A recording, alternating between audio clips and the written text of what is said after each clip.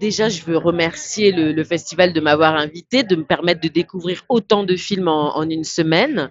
Donc merci Carlos et merci à toute l'équipe pour votre travail.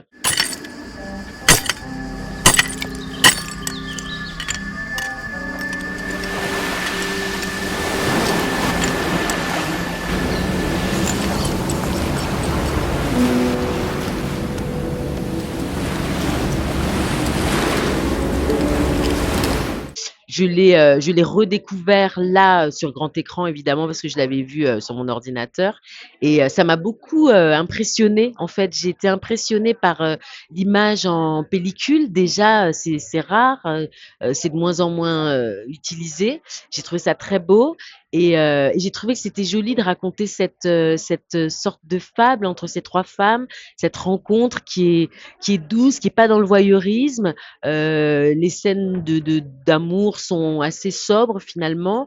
Il y a quand même beaucoup de matière. Elle a gardé certaines choses et pas d'autres.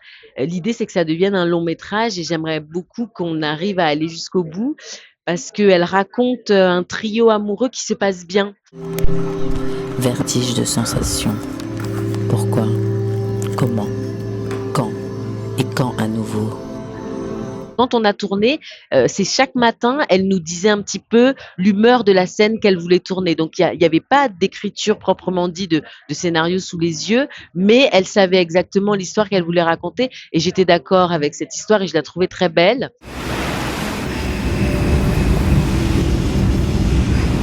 What can a heart do but love? That's the words.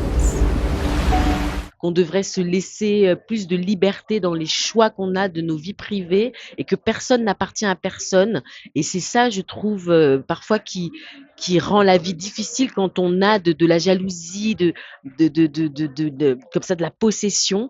Et je trouve que ce film ouvre un questionnement, une réflexion sur le fait qu'on est des humains, on est là pour s'aimer, on peut s'aimer un temps et puis après, si on ne s'aime plus, c'est pas grave, mais de choyer ensemble ce moment où on est en amour.